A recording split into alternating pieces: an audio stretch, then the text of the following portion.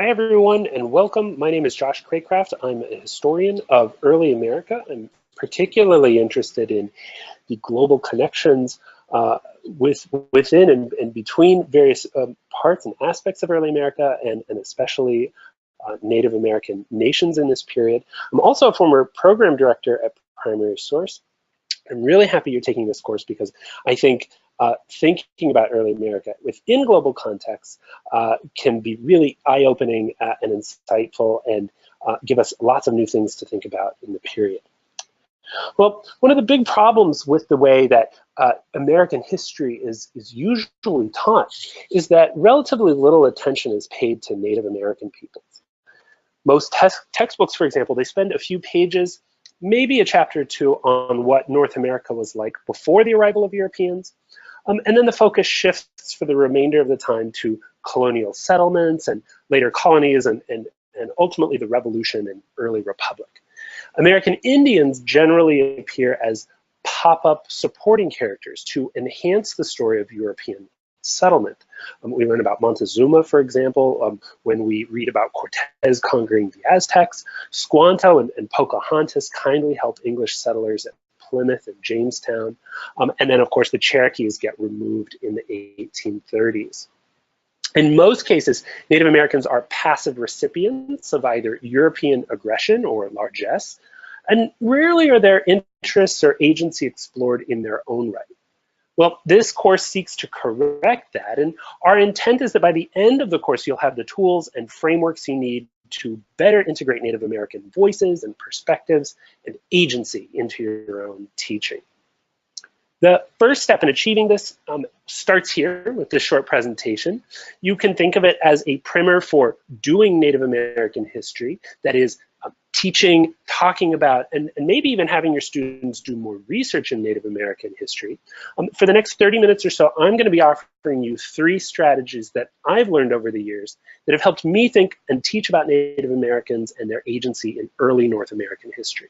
We do have a lot of ground to cover, but the beauty of learning in this format is that you can stop the presentation at any point along the way, or you can go back and watch parts or all of it again if you need to. I've also made sure to cite the images that you see in the presentation, and you'll see the citations at the bottom of each image, so that you can use any that you like in your own classrooms, and some you can actually, if you copy that URL into your browser, you can expand upon them and see fine detail that this format does not allow. So I'm actually going to start off by asking you a question. You can take a moment to hit pause if you like, or you can just make a mental note to be thinking about this throughout the next 30 minutes or so.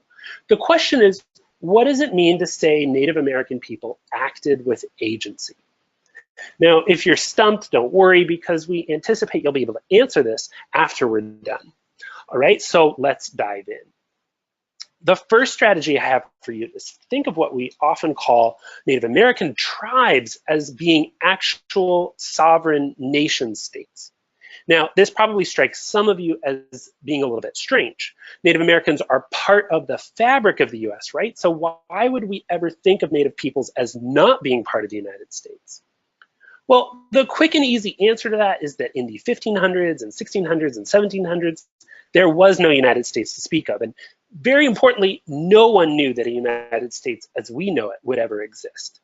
And yet we know that there were many millions of people living in the Americas.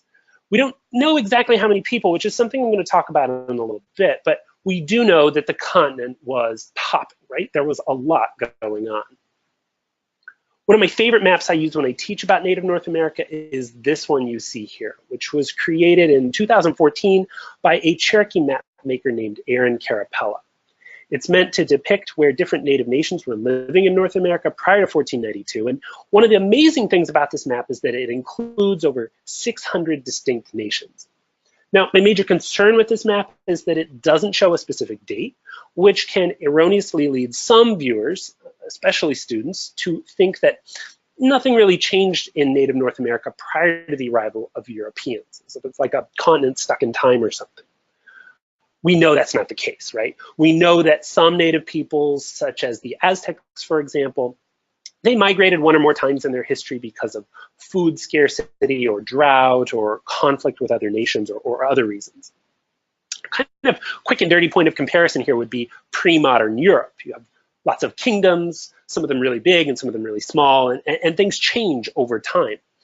Well, the same thing can be said for native polities and nations in the Americas in 1492, before 1492 and after 1492 as well.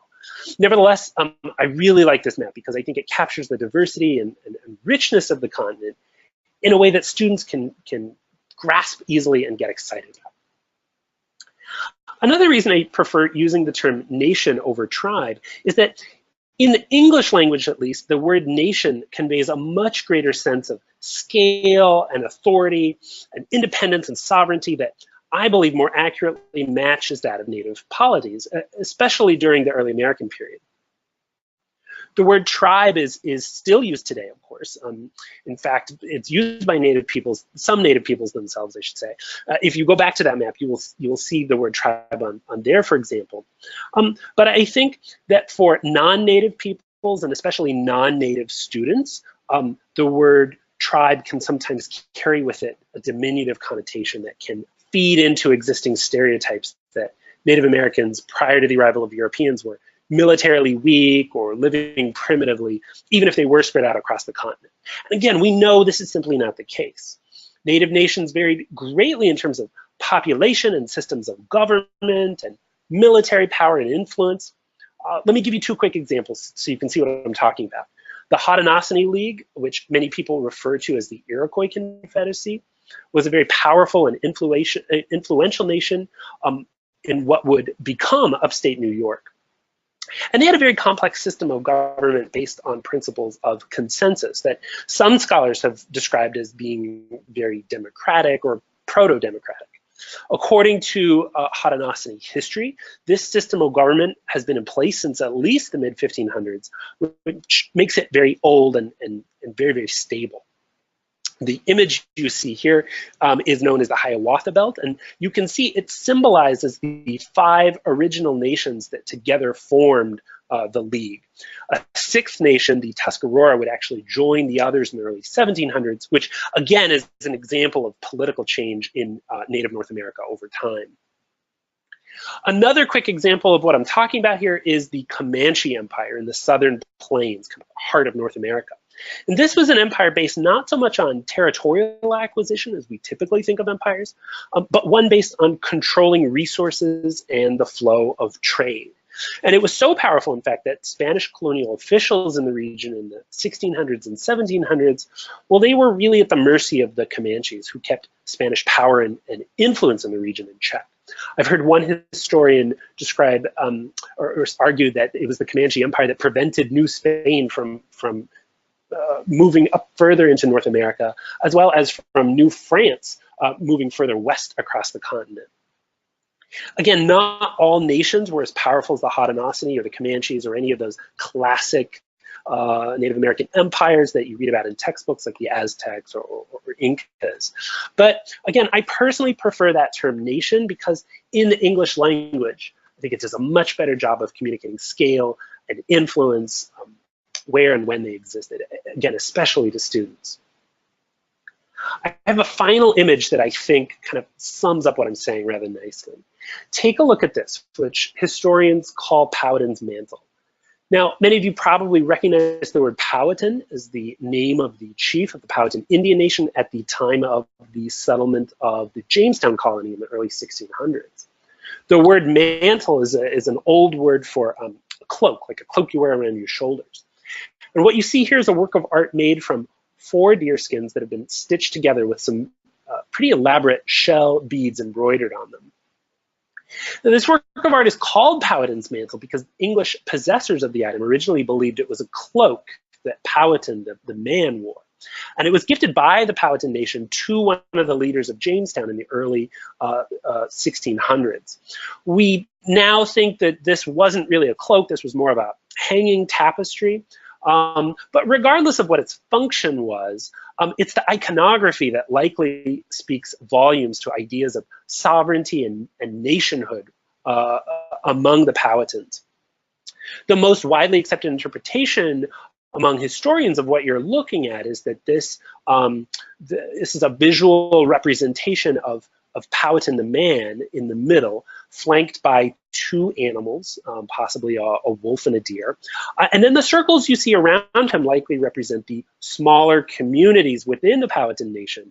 And Powhatan the man, again, is at the center of it all, and he's the dominant figure, suggesting that, at least in some capacity, at some times, he has some degree of authority over these component communities, and that together they comprise one greater whole. I like this image a lot because I think it's something that students can quickly understand, despite the centuries that have passed and the cultural divide. And if you were to show this work of art to your students, some would probably point out that it looks very similar to the 21st century coat of arms of Great Britain, which is something we've seen a lot of because of royal weddings and whatnot in recent years. Like Powhatan's mantle, the coat of arms of Great Britain also has two animals flanking a shield in the center, and that shield is further divided to reflect the component communities of Northern Ireland, Scotland, and England that together make up Great Britain. And at the center of it all, on top of the shield, is the crown, again, that central authority in some capacity. So again, what you see in Powhatan's mantle, I would argue at least, is a pretty powerful and clear communication of Native American sovereignty and authority and nationhood, especially since this item was gifted by the Powhatans to the English, as if to communicate that strength and legitimacy, and perhaps as a friendly, not so subtle reminder that the Powhatans aren't to be trifled with. Okay, so the second tip I'd like to share with you is the need to flip your perspective and to start thinking about this time period that we call early America from Native people's perspectives. Why do we want to do that? Well, because their perspectives and voices have, by and large, been greatly ignored in the past, and we need to correct that in order to fully grasp the period and understand the peoples who inhabit it. Now, for centuries, early American history was primarily focused on the histories of European settlements and European colonial actions. We've paid extraordinary attention, for example, to colonies like Plymouth and Massachusetts Bay and Jamestown, as well as to the European settlers' motives and viewpoints on things. But until the last 30 years or so, we've largely ignored or glossed over analyzing the places in North America where Europeans weren't living in large numbers, as well as the Native American perspectives relating to those European settlements that we know so well. And really, this has been to the detriment of our understanding of events and the entire period as a whole. I know that's a little vague, so let me give you an example so you can see what I'm talking about and better understand why we really need to be paying more attention to Native American points of view. Now, almost everyone in the US knows, at least in some capacity, the story of the conquest of Mexico. Most kids in the US learn this at some point, whether in elementary or middle or high school. I moved around a lot as a kid, so I think I got it on all three tiers and in different states. The story usually goes something like this. Hernan Cortez and about 500 conquistadors from Spain, they conquered Tenochtitlan, which is the Aztec capital, in a city of about 200,000 people, and they do so in 1521, I think. Now, this brings about the fall of the entire Aztec Empire and ushers in a new period in the history of the Americas, a new colonial period, right?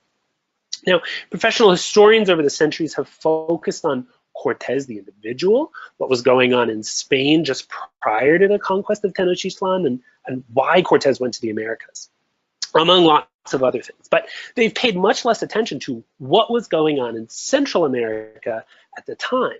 So what do we see if we incorporate indigenous perspectives in thinking about this event? Well, we actually get a pretty different story. It turns out Cortez didn't meet the Aztecs upon initially arriving in the Americas. He first met another people called the Tlaxcalans. They were a neighboring nation whose power and influence in the region had been really dwarfed since the arrival of the Aztecs to what is today central Mexico from what was probably the American Southwest in the 1300s or so. Now, the Tlaxcalans saw in Cortez an opportunity to topple the Aztecs, whom they didn't like, by providing Cortez with several thousand soldiers to march with him and his conquistadors. That's how Tenochtitlan was captured. And you can see here in this work of art, dated about a generation or so after the conquest, so that would put it in about 1570s, that the conquistadors got a lot of help, right? So we can even see in this panel, what was a much larger work of art, that the conquistador isn't actually doing anything. Now, to be fair, other panels do show the conquistadors doing lots of terrible things. But I really like this one because it kind of sums up what I'm talking about. We have some native peoples fighting other native peoples with the conquistadors somewhat involved, right? So how does adding this additional perspective to what we already know change about how we think of this seminal moment in North American history? It changes a lot, right? Before, we have a story about Europeans being in the middle of everything, but after adding this Tlaxcalan perspective, we see things in a whole new light. Of course, Cortez is still important to the story, but in a lot of ways, he's no longer the one making the decisions. And he isn't even necessarily the main character in this event anymore, as this panel illustrates. I think this panel also reminds me of the importance of making it really clear to students that not all native peoples had the same experiences or understandings of events, and that it's really important that we encourage students and even push students to think beyond just European perspectives versus indigenous perspectives. Because again, this panel suggests that not all native peoples had the same viewpoints on things, right? We really need to get our students to identify with as much precision as possible who was thinking or doing what, because again, there were lots of different views on the European side and lots of different views among native peoples as to what was going on. Okay, so we've talked about thinking of tribes as sovereign nations and now about indigenous perspectives. The final tip I have for you is to ditch what I call the guns, germs, and steel way of looking at early America, or in other words, to stop thinking about the period as largely a story of conquest and of why Europeans were able to conquer North America. I'm going to talk about why the conquest paradigm isn't really the best way of framing early American history. And before we wrap up, I'll also propose an alternative paradigm that you can use instead, one that I think that is much more constructive. First, let's talk about where this phrase, guns, germs, and steel, comes from. It first appeared, at least to my knowledge, as the title of a book by a geography professor in California who was really trying to understand why some peoples in world history ventured out into the world and conquered others. It's a really interesting book, made a lot of waves among scholars, generated a lot of heated discussion, which is good. But what happened was the phrase guns, germs, and steel kind of took on a life of its own outside of academic circles. And people started using it as shorthand for explaining why North America today has so few native peoples and a lot more Euro-Americans. So in other words, what I guess I'm trying to say is people who hadn't even read the book believed that they knew what it was all about, namely that Europeans' guns and germs and steel had led to conquest and destruction. And in a lot of ways, the phrase has become a quick way for some people, especially some Euro-Americans, to reaffirm how they see aspects of American history without ever diving deeper into the details and minutia of particular places and people and events, which as history teachers, we know that that's problematic, right? Because details do matter, and we know that events unfold for specific reasons and in specific contexts. Yes, I want to make clear also there was an element of conquest to early American history. I'm not saying that, but it wasn't the only dimension to encounters between native peoples and newcomers.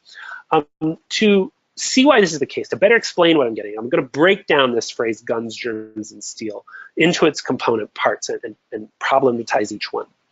And just as a reminder, I want to make clear I'm not talking about the phrase as it appears in the book. You should go out and read the book yourself. It's really interesting and thought-provoking. What I'm talking about here is the public perception. What I'm critiquing is the public perception of that phrase, guns, germs, and steel, as a metaphor for that conquest narrative. Okay, so the first item in the list, guns. The misperception here is that Europeans had them, native peoples didn't, and that Europeans were therefore able to conquer native nations pretty easily. On the surface, and I think to many students, it kind of seems like a no-brainer, right? Since we think of guns as being a lot more powerful than, say, knives or pikes or the bows and arrows you see here. But if you stop to think about it, this argument doesn't really seem to make a whole lot of sense. Because first of all, remember what guns were like in the 1500s and 1600s and even 1700s.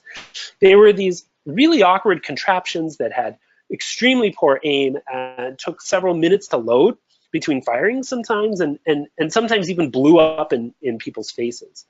They were best used in situations where you could point in the general direction of an advancing European-style columned army. But they weren't really so great if you were trying to hit a single moving target or a group of moving targets, because you'd probably miss and you know, you'd be exposing yourself to those targets coming up and attacking you while you were trying to reload. So, you know, guns weren't the be-all end-all as we think of them. And the second, native peoples, generally speaking, even the playing field, by capturing or purchasing or trading for European guns and other military technologies, in a lot of the ways, for example, that the Comanches did with the horse. The horse wasn't native to North America. It first arrived with Spaniards in the 1500s into the heart of the continent. And Comanches quickly realized, hey, if we can make use of this technology, you know, we would become much more powerful and could control the heart of the continent. And that's what they did, right? So native peoples really did adapt quickly. Yes, Europeans did have cannons. That comes up in conversation sometimes. But again, those were more effective at bringing down big things like castles and ships. So again, bottom line, guns, not really the game changer we assume them to be. I think this image you see here kind of sums all that up nicely. This is an image that the French explorer Samuel de Champlain drew of himself in 1613. That's him in the middle of it all. And you can see his French explorers up at the top. And he's fighting alongside Huron and Algonquin and Montagnais allies. Those are the guys on the left, against the Iroquois on the right. Now, I think Champlain, when he drew this picture, intended to show audiences in France and in other parts of Europe that the French explorers and he himself was central to everything that was going on. But I think a more accurate interpretation is that he and his fellow Europeans were getting caught up in things that were going on that were much bigger than them. And that in spite of their technology, they were still outgunned.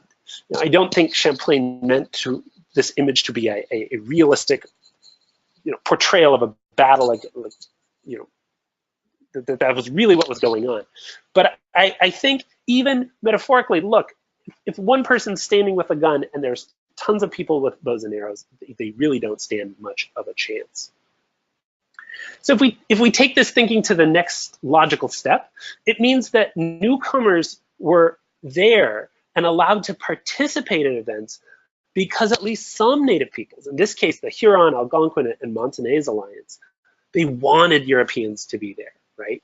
These North Americans were then in many ways the real decision makers, and maybe even the puller of strings, despite what Europeans often reported to their superiors back home. Going out of order, let me talk about steel. Now, a lot of people, when they hear this word in the context of early America, they think of swords and they think of armor, and it's true, Europeans had both, at least in the 1500s and part of the 1600s, and Native American peoples did not. But again, think carefully about this. Native peoples had weapons designed for hand-to-hand combat. They were just as lethal as European swords. And while they didn't have metallic suits of armor, those suits weren't really effective tools for Europeans to begin with. They were extremely heavy, they were cumbersome, they made you slow, and they were hot. Just imagine trying to, you know, tramp through Florida or even South Carolina or even Virginia in a 120-pound suit. And you can see why Europeans ditched them altogether by the time the 1700s rolled around. They're really a lot more of a hindrance than an advantage. I think the artifact you see here really kind of tells it like it was. This was a cavalry helmet brought over from England to Jamestown in the early 1600s, but its owner likely found it to be pretty useless for life in the Americas. In fact, if you click on the link or copy and paste into your own browser and read more about this artifact, you'll discover that it was actually excavated out of a 17th century trash heap, right? So again, steel, not really the best thing to have in North America, at least when it comes to suits of armor. All right, the last item in the trio, germs. Yes, without a doubt, diseases from the Eastern Hemisphere killed hundreds of thousands and likely millions of indigenous people in the Americas, and that's not to be understated. We don't know exactly how many people died, since estimates vary on how many people were living in North America prior to the arrival of Europeans, as well as the lethality of those diseases were to the population that didn't have any natural immunities. But we do know that death occurred on an unprecedented or almost unprecedented scale based on both European and Native American accounts. What you see here is an illustration from the 1570s of Aztecs dying from what is probably smallpox. You can see the pockmarks on them. That was brought over by Spaniards in the early 16th century. Now, disease was a common element in white indigenous encounters in the 1500s, 1600s, and 1700s across the entire continent. What you're looking at here is what's called a winter count. It's from the late 1880s, I think. Winter counts were the way Lakota Sioux helped them chart the passage of time. And each figure you see here is a mnemonic device that helps the Lakota historian tell a larger oral history of the people. The dates, I believe, were added later by Euro-Americans. It's kind of a way for Europeans to read this. But in any case, take a look at the figures for, or that correspond with 1780 and 1781 in our calendar. You'll see two human figures with red marks all over their bodies. And these correspond with a smallpox outbreak that took a great toll on the Lakota community during those years. The story of disease was repeated time and again across the continent. And again, to be crystal clear, Native American deaths by disease is one of the greatest tragedies in human history. Nevertheless, we need to be careful. We need to choose our words carefully when talking about the effect of these diseases on Native peoples in early America, lest we unintentionally do even more harm and leave impressionable minds, like those of our students, believing that there are no Native peoples left because of disease. For starters, we need to be careful about using expressions like smallpox wiped out or killed off Native Americans, which we use colloquially, but can really give students the wrong impression. Diseases did kill a tremendous number of people, but they didn't kill everyone who became infected. And I think this winter count shows that, right? The Lakota survived, as did most nations. That leads me to another point that's really important to make about disease, and that's in placing too much emphasis on the impact of disease can have a way of downplaying or de-emphasizing the roles that choices made by Europeans and later Euro-Americans in the US that had a direct and detrimental effect on Native peoples and nations. I'm talking about decisions like enslaving Native Americans, which we're paying more attention to and learning more about, forced removals, relocations, reneging on promises and agreements made, and on wrongfully seizing Native American children, for example. Those actions and policies were made by people, and as history teachers, we need to make students aware of that, and that those decisions, unfortunately, are parts of North American and US history that we can't and shouldn't gloss over. Okay, so if guns, germs, and steel, or rather the popular perception of that phrase, guns, germs, and steel, and that conquest narrative of early America is out, what should we use instead? Well, if we're sticking with using book titles as ways of framing our understanding of the period, then instead of guns, germs, and steel, let me suggest another phrase, and that's a new world for all, or new worlds for all.